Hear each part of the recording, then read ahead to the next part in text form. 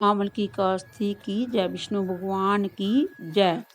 आमल की कास्ती होलिका के दहन के 4 दिन पूर्व फाल्गुन मास के शुक्ल पक्ष की इस कास्ती का नाम आमल की कास्ती है। इन दिनों आंवले के वृक्ष में भगवान विष्णु का निवास रहता है, इसलिए आंवले के वृक्ष में के नीचे बैठकर भगवान की पूजा और आंवले खाने तथा दान देने का विशेष महत्व है। महर्षि वशिष्ठ और महाराजा मनदाता की मध्य संवाद रूप में इस काशी की कथा। त्रेता युग में एक दिन महाराज मनदाता ने महर्षि वशिष्ठ से अनुरोध किया कि हे ऋषिवर, यदि आप मुझ पर प्रसन्न हैं तो कृपा करके मुझे कोई ऐसा व्रत बतलाइए जिसके करने से मेरा समस्त सब प्रकार से कल्याण हो। महर्षि वशिष्ठ ने उत्तर दिया कि हे राजन, जो तो सभी व्रत उत्तम है, परंतु इसमें सर्वोत्तम आम्ल की कास्ती का व्रत फाल्गुन मास के शुक्ल पक्ष की इस एक आम्ल की कास्ती का व्रत करने से सभी पाप नष्ट हो जाते हैं। इस व्रत को करने से 1000 गायों को दान करने के बराबर पुण्य प्राप्त होता है। इस बारे में एक पुरानी कथा आपको सुनाता हूँ, ध्यान पूर्वक सुनिए। वैदिक नाम का एक नगर में ब्राह्मण, क्षत्रिय, राज्य, वैश्य और शूद्र चारों वर्णों के परिवार में आनंद पूर्वक रहा करते थे। वहां पर सदैव वेद ध्वनि गूंजा करती थी। पापी, दुराचारी तथा नास्तिक कोई भी नहीं था। उस नगर में चैत्रथ नाम का राजा, चंद्रवंशी राजा राज्य करता था। सभी नगरवासी भगवान विष्णु के परम भक्त थे और सभी नियम पूर्वक एकादशियों का व्रत किया करते थे।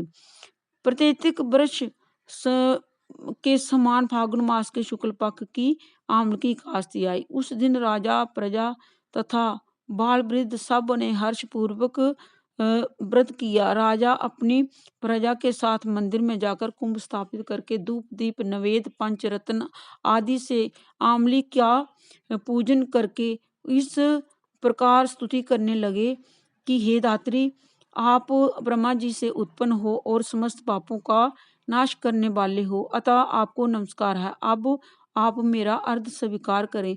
आप रामचंद्र जी द्वारा सम्मानित हो। मैं आपसे प्रार्थना करता हूँ कि आप मेरे समस्त पापों को समूल नष्ट करें।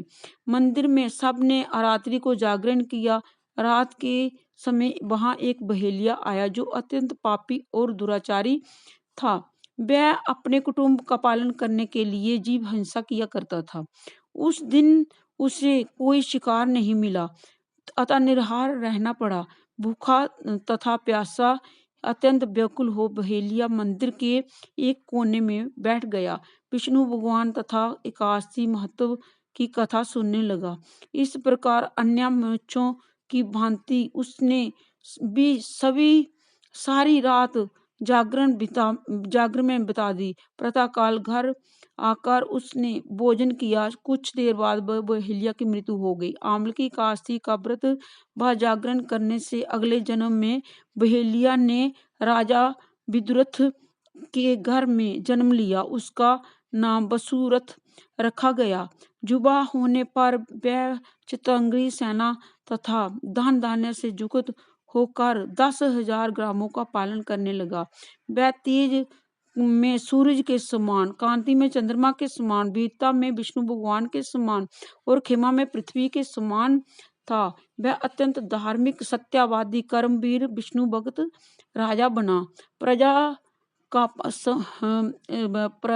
का समान भाव से पालन, यज्ञ करना तथा दान देना उसका नित्य का कर्तव्य था। एक दिन राजा वसुरथ शिकार खेलने के लिए वन में गया।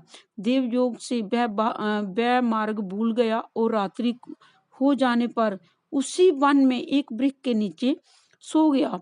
थोड़ी ही देर के बाद पहाड़ी म्लेच्छ वहां आए और राजा को अकेला देखकर मारो मारो की आवाजें लगाते हुए वसुरथ की और दौड़े। म्लेच्छ कहने लगे कि इसी दुष्ट ने राजा ने हमारे माता पिता, पुत्र पौत्र आदि अनेक संबंधियों को मारा है।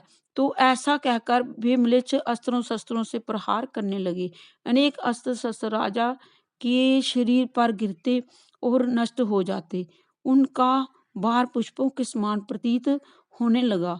अब उन म्लेच्छों के अस्त्र शस्त्र उल्टा उन्हीं पर प्रहार करने लगे, जिससे वे घायल होने लगे। में इसी समय राजा की मूर्छा आ गई। उस समय राजा के शरीर से एक दिव्या स्त्री उत्पन्न हुई। वह स्त्री अत्यंत सुंदर वस्त्रों से आभूषणों से अलंकृत थी, मगर उसकी बुकटी टेढ़ी थी, आंखों में लाल लाल अग्नि निकाल रही थी। वह स्त्री म्लेच्छों को मारने दौड़ी और थोड़ी ही देर में उन म्लेच्छों को काल के गाल में पहुंचा दिया।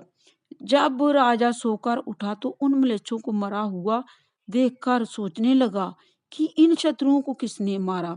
वह ऐसा विचार कर ही रहा था कि तभी आकाशवाणी हुई, हे राजा, इस संसार में विष्णु भगवान के अतिरिक्त कौन तेरी सहायता कर सकता है। इस आकाशवाणी को सुनकर राजा अपने नगर को चला आया और सुखपूर्वक राज्य करने लगा। महर्षि वशिष्ठ के आगे बोले कि राजन, ये आम्ल की एकादशी का व्रत का प्रभाव था। जो मनुष्य इस आम्ल की एकादशी का व्रत करते हैं वे सभी कार्यों में सफल होकर अंत में विष्णु लोक को प्राप्त होते हैं। और आम्ल की एकादशी की पूजा करने का विशेष ही महत्व है। सब सुख मिलते हैं, सुख संपदा और धन धान्य की वृद्धि होती है। आम्ल की एकादशी की जय, विष्णु भगवान की जय।